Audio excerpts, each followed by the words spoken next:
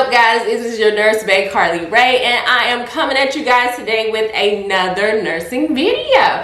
So today's video, I was just scrolling through Instagram, and so I was watching this YouTuber who talked about the mistakes that you can make as a newbie YouTuber. So I was like, well, hey, I can make a topic over some most common mistakes that new nurses typically make. So if you guys are interested in this video, then just keep on watching, y'all.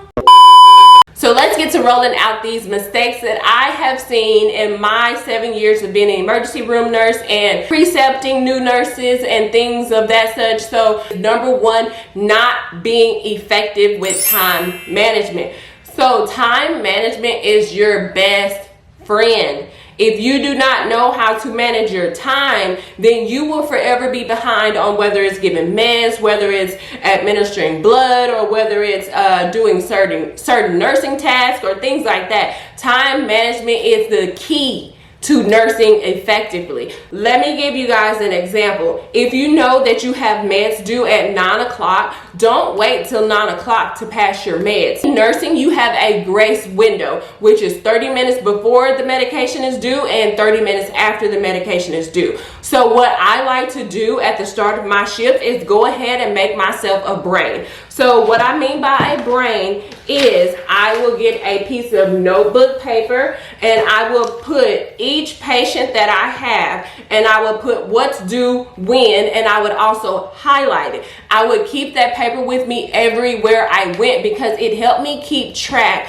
of everything that was due and when exactly it was due. So that's why I say it's best to go ahead and make out the sheet of paper that's called the brain, because it helps you to stay on task and helps you manage your time. Because let's be honest, having 4, 5, 6, 7 patients at a time can be very, very stressful, but it doesn't have to be as stressful if you take the time to plan out your day and use your time wisely. Another mistake that I see new nurses coming out and doing is having that persona or that attitude of, oh, I know it all. And y'all, I'm being honest, I just precepted somebody the other day, and don't get me wrong, this person was great. They were a great person. They were on top of it. Their skills were on point and everything, but it just kind of came off to me that this person was like one of those people that were a know-it-all. So in those type of situations, me being your preceptor and I'm trying to tell you how things are ran here and how to do things, when you give me that type of vibe or that type of clap back saying, oh no, this is really how you do it, or da da da da da, like, you know, if you give me that type of vibe, guess what I'm gonna let you do, sis or bro?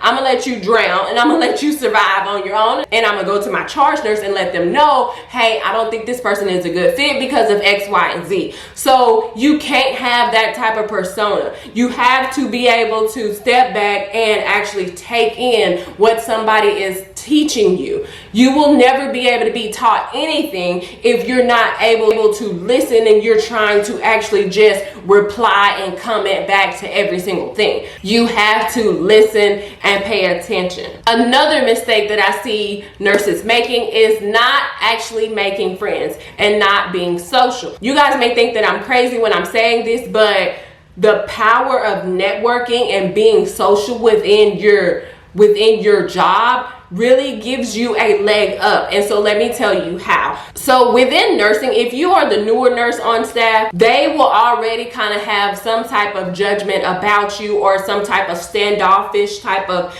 attitude towards you because they don't know you, and that's just how the world is. A lot of people don't just walk up to you and speak to you and introduce themselves. That's not how it happens. So the best way to break the ice, that I would say if I were you, is to ask people, is there anything I can do? I'm caught up with my patients. Can I help you out? That right there will break the ice and let them know that, hey, I want to be a part of your team and I want to help you.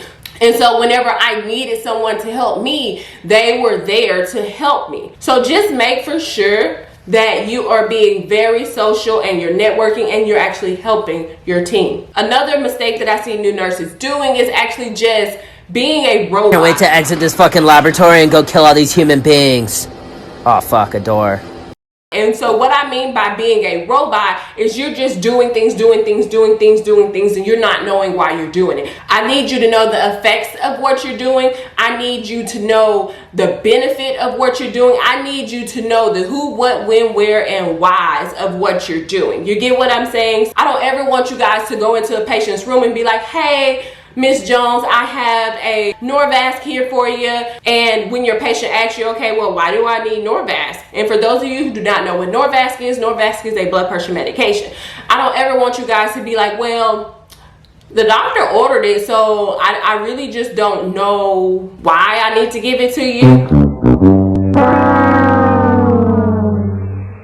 Like, that makes you look dumb and stupid as a nurse. So I need you to know those things of why you're giving your patients these medicines. What's the effect of it? What's the benefit of it? Is it actually a logical reason as to why this patient needs that medication? Because at the end of the day, we're all human. Doctors make mistakes, nurses make mistakes. Another mistake that I see new nurses making is not asking for help. This one to me is a biggie. So as a new nurse, you will not know everything, and for the first few years, you will probably feel like you don't even know what the hell you're doing. You're just going with the motions.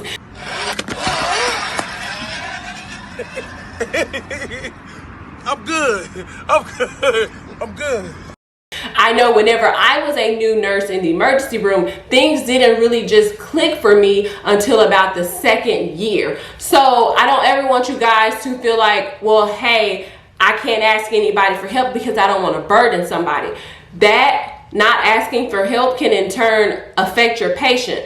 And so what I mean by that, to put it into perspective, if you know that you have to start this cardiac drip to help control your patient's heart rate, but you also need to go over here and do an EKG on a patient that just complained of new onset of chest pain, they're sweaty, clammy, diaphoretic, their blood pressure is dropping. If you know that you need to do this over there as well, you need to open your mouth and ask. Ask for help. I'm pretty sure someone will help you out. If not, go to your charge nurse and say, hey, I got this really critical patient over here, but I also got to start this cardiac drip over here. Can you get someone to help me? That right there is relieving the burden off of your shoulders and onto your charge nurse, and that is why they are there, to actually help you delegate certain nursing tasks for the best interest of the patient. So I hope this video was very helpful for you guys. These were just a few tips of mine, and if you guys do have any more mistakes or tips that you can give to new nurses, then please leave them down below. And if you are a new nurse yourself and you've made mistakes yourself,